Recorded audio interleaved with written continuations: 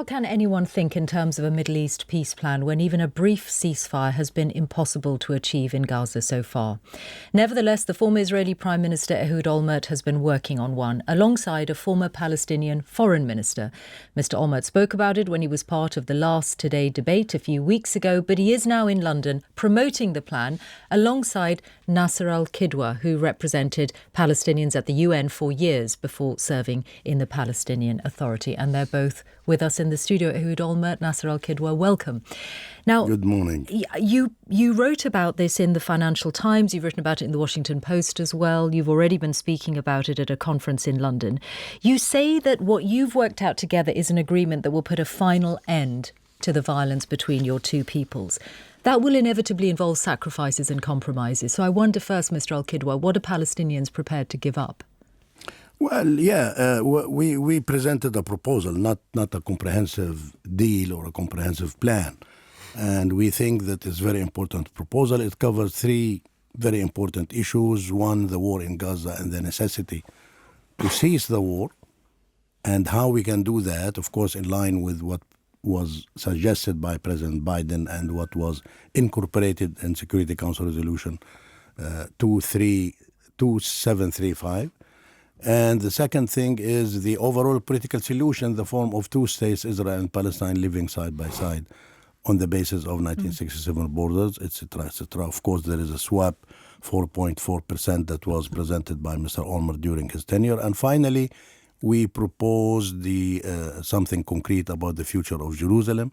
And of course, we called on the people in office on both sides to continue negotiations and to reach a comprehensive deal. And that means agreeing on important things like settlements, settlers, refugees. But do Palestinians give up what's called the right of return, the right to go back to home? We didn't get into that. Pre-1967 Israel. We didn't get into that. As I told you, we call on people in office because we do understand that we are not in office.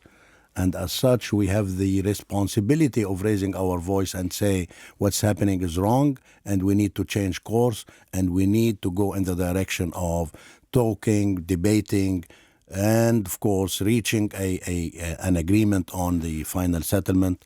And that includes the issues that we proposed in addition to other issues as well. Let me turn then to Mr. Olmert. The climate is so much harder in Israeli society on the question of peace than it was when you were in office. And I think that the big sacrifice, what Israel would give up under your vision, is almost all of the West Bank.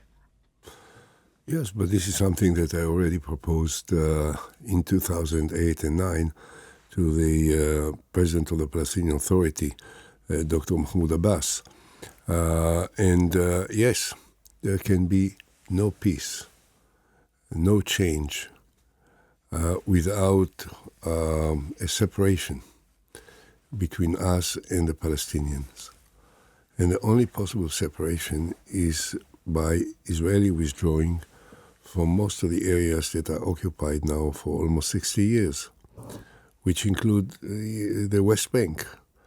The compromise that I proposed originally and the compromise that we reached, Dr. al-Qudwa and myself, although, of course, we are not in any formal position, but we are in a position of influence. Our voice is heard and is spread across the world, which is what we want, is that we will pull out from almost all of the territories and will annex 4.4% of the West Bank and equal-sized territory from what was part of the State of Israel prior to 1967 will be swapped to the new Palestinian state.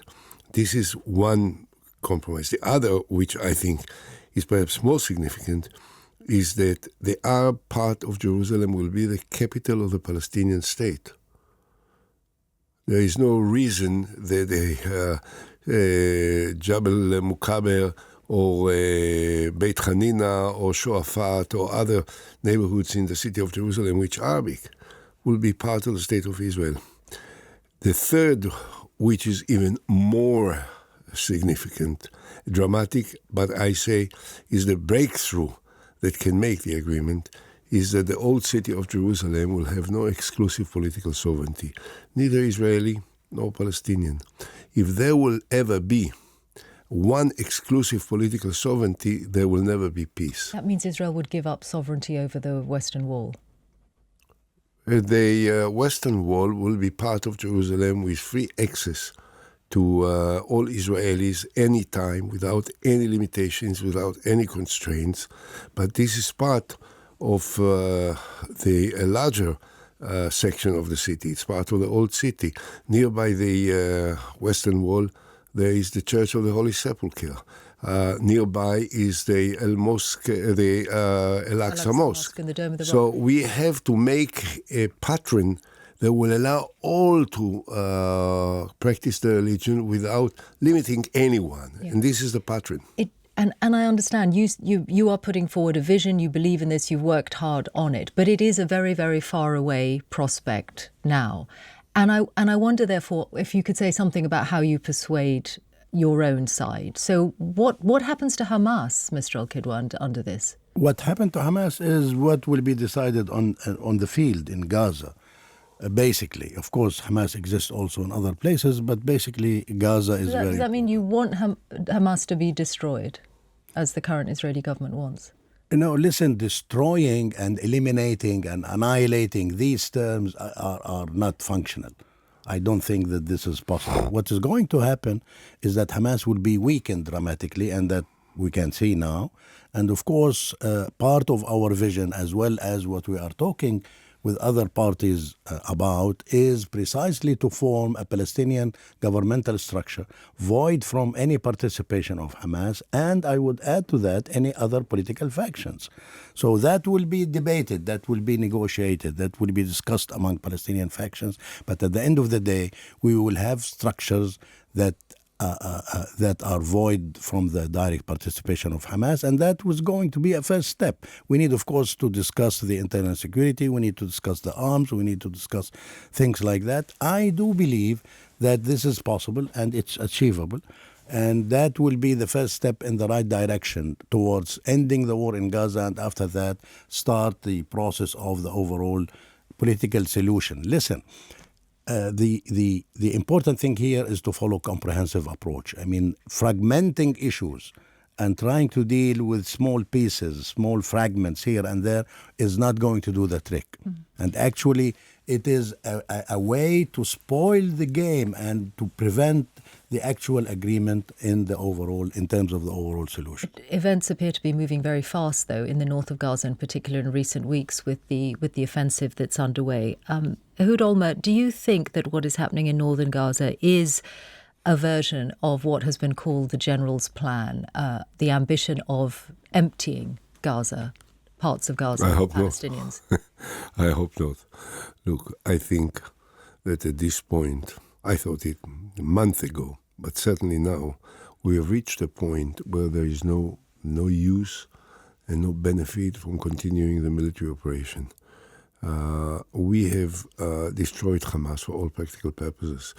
Hamas will not be anymore in any dominant position in Gaza, which is what we wanted, because we need Gaza not to be the site for attacks against Israeli civilians as it was until the 7th of October and largely on the 7th of October. So we have achieved it. Now we have to reach an agreement that will bring back the hostages, to pull out from Gaza completely.